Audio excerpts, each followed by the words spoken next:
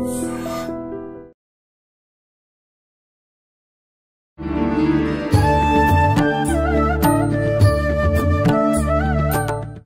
గురుగారు. ఓం శ్రీ మహాగణాధిపతయే నమః.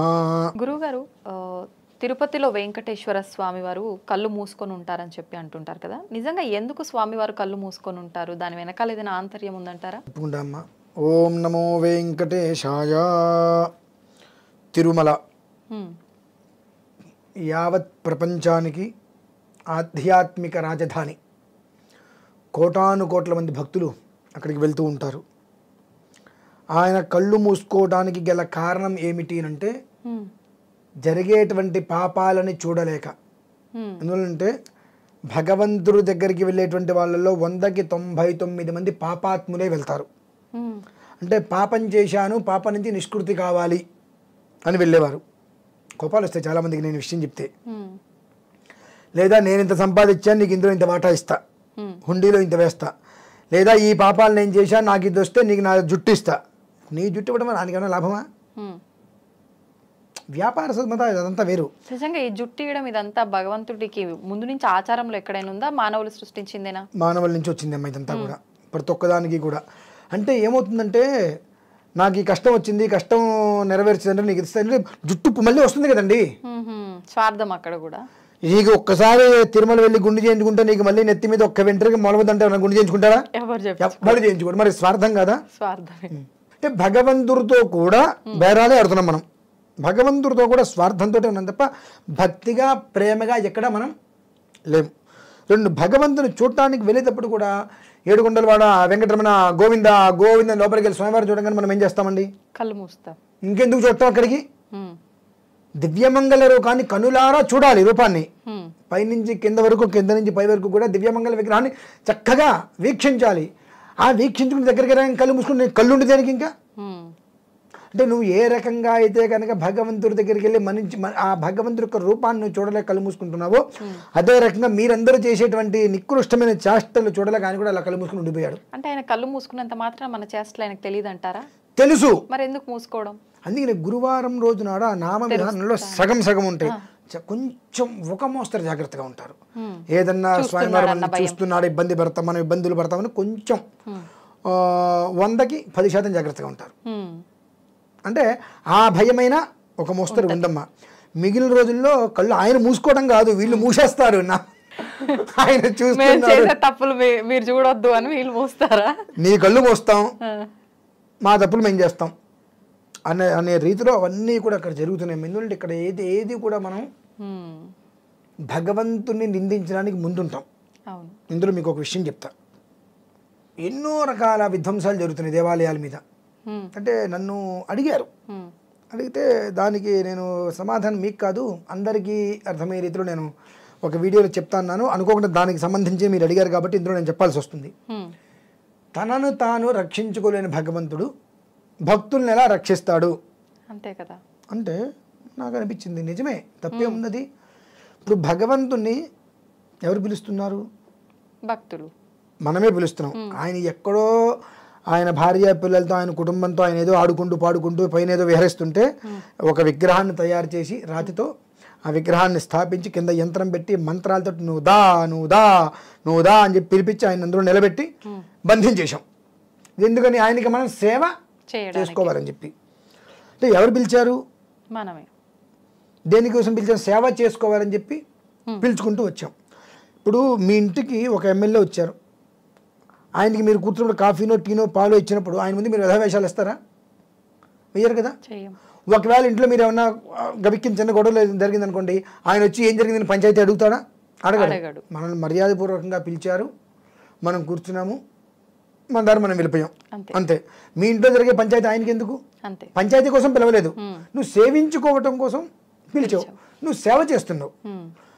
ఈ సేవలో అనేక రకాలు ఉన్నాయి. స్వార్థపూరిత సేవ ఉంది, ఆయన తీసుకుంటున్నాడు. నిస్వార్థ సేవ ఉంది, తీసుకుంటున్నాడు. నర్మగర్భపు సేవ ఉంది, తీసుకుంటున్నాడు.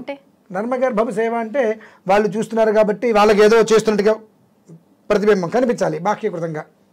అంటే ఒకరు నర్మగర్భ లోపల ఏముంటుంది నాకు లోపల ఏముండదు, లోపల చేసేదండి, బయటికి మాత్రం బ్రహ్మాండంగా నేను చేస్తున్నా అది నర్మగర్భం అంటారు. అంటే లోపల ఒక రకంగా బయటికి ఒక రకంగా ఆ సేవని అయినా తీసుకుంటాడు. లోభగ్రస్త హృదయం అన్ని రకాల సేవలనైనా తీసుకుంటాడు.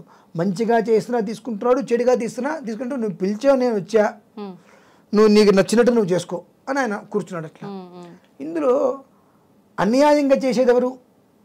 మనుషులు. అక్రమార్జనతో చేసేదెవరు? మనుషులు. దుర్మార్గంగా చేసేదెవరు? క్రూరాత్మికంగా చేసేదెవరు? దుష్ట దురాచారాలతో చేసేదెవరు?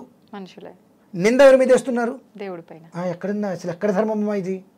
ఏదైనా కొంచెమైనా నువ్వు చూడట్లేదు అని అంటారు. ధర్మం ఏదైనా ఉందా? ఆయన్ని పిలిచిన ప్రాసెస్ వేరు. నాకు ఇష్టమై నేను సేవ చేసుకోవడం కోసం నేను పిలిచా, నేను సేవ చేసుకోవాలి. ఆ సేవలో నాకేదో కాస్త అవసరమనో ఇంకోటనో నిస్వార్థంగా తీసుకోవడం మా పక్కన పడేసేసి స్వార్థపూరితంగా చేసుకుంటే తప్పేపడుతుంది మనదే. దానికి ఆయన్ని ఎలా నిందిస్తున్నాం అంటే అది కూడా ఒక పాపం. అంటే ఇవి ఆపే ప్రయత్నం కూడా ఆయన చేయొచ్చు కదా. ఎందుకు చేస్తాడమ్మా? ఎందుకు చేయకూడదు? భగవంతుడు కదా. ఆయనకి అంత అవసరం ఏంటి? ఇప్పుడు ఆయనకి నాస్తికుడన్నా ఆస్తికుడన్నా ఒకటే. ఎవరి యందు ప్రేమ ఉండదు, ఎవరి యందు ద్వేషం ఉండదు. నువ్వు ఏదైతే చేస్తావో దాంతోనే నిన్ను ముందుకు తీసుకెళ్తా, దాంతోనే నిన్ను నశింపజేస్తా. నువ్వు ధర్మంగా ఉన్నావు, కష్టపెడతా.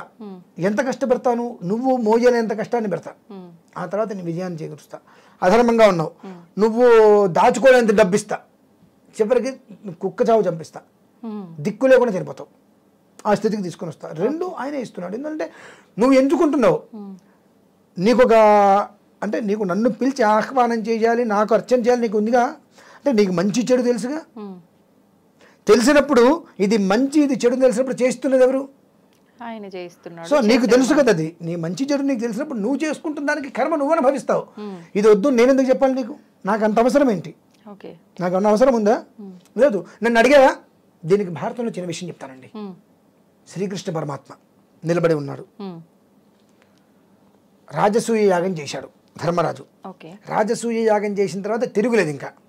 మరి అరణ్య అజ్ఞాతవాసాలు వెళ్ళాడుగా. ఎలా వెళ్ళాడు మరి? మీరు అన్నారు చూసారా, భగవంతుడు ఆపచ్చు కదా అని చెప్పి. అంత అవసరం ఆయనకి ఏముంది? అంటే భగవంతుడితో స్నేహంగా ఉన్నావు, స్నేహంగా ఉన్నంత మాత్రాన నిన్ను ఎందుకు ఆపాలి? నన్ను అడిగావా? అడగనిదే అమ్మాయిని అన్నం పెట్టదంటారు చూసారా. నీ ఊరికే రాలేదు, నన్ను అడగలేదుగా. నవద్వారపురి అంటే ఏంటో తెలుసా అండి? ఆ నవద్వారంలో శ్రీకృష్ణ పరమాత్మ లేడు.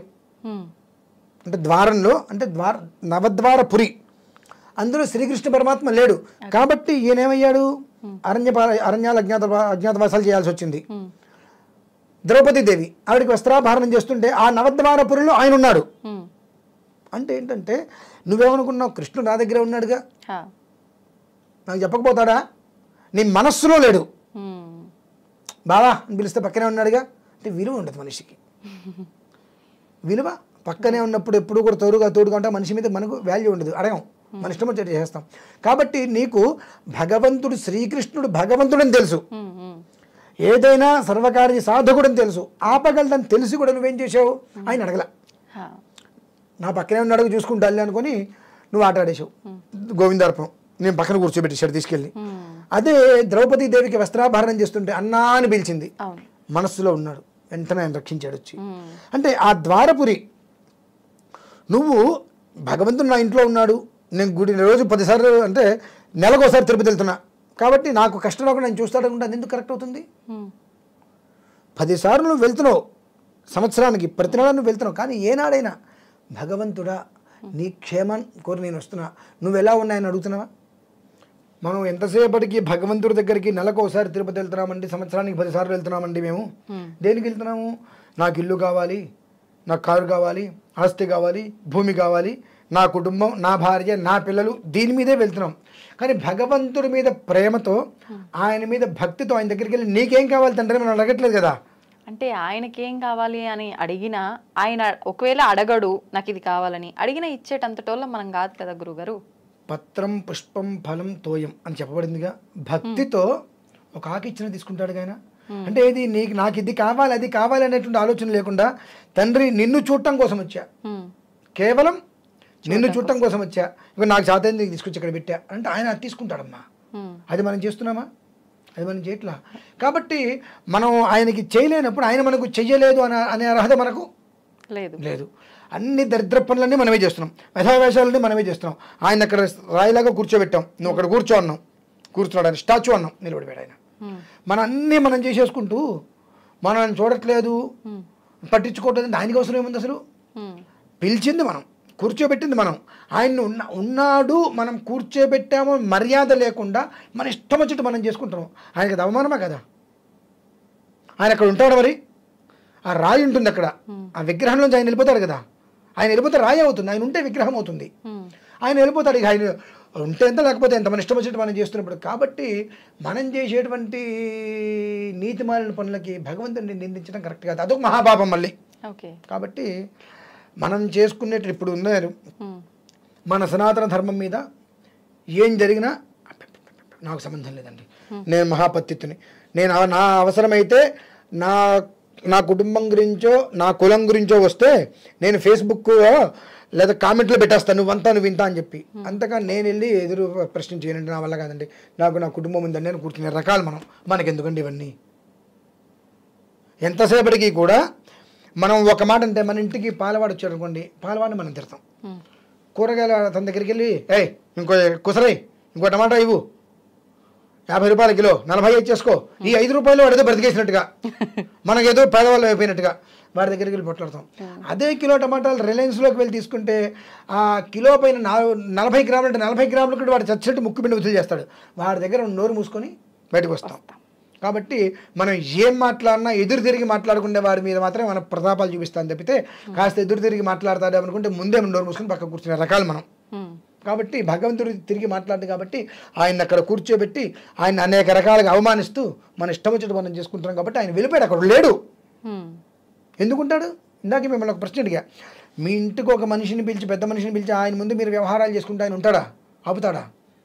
మరి ఒక మనిషి ఇంట్లోకి పిలిచి అతనికి ఏదో మర్యాదలు చేసుకుంటూ మనం ఏదో చిన్న విషయం వస్తే ఆయన లేనిపోయిందని చెప్పి ఆయన ఒకటి మౌనంగా ఉంటాడు, లేదంటే పక్కకి వెళ్ళిపోతాడు. అటువంటి భగవంతుడిని పిలిచిన తర్వాత అంత అందరికీ రాజేగా ఆయన పెద్దవాడిగా, రాష్ట్రపతి కూడా నమస్కారం పెట్టగలిగిన వ్యక్తిగా భగవంతుడు. మరి ప్రపంచంలో అందరూ నమస్కారం చేస్తారు, అంత గొప్పవాడిగా అటువంటి వ్యక్తిని పిలిచి నువ్వు నీ ఇష్టం వచ్చేది చేస్తున్నావు అంటే ఆయనకి అవసరం ఉందమ్మా. కాబట్టి తప్పది అంటే తప్పు మన దగ్గరనే ఉంది కంప్లీట్గా.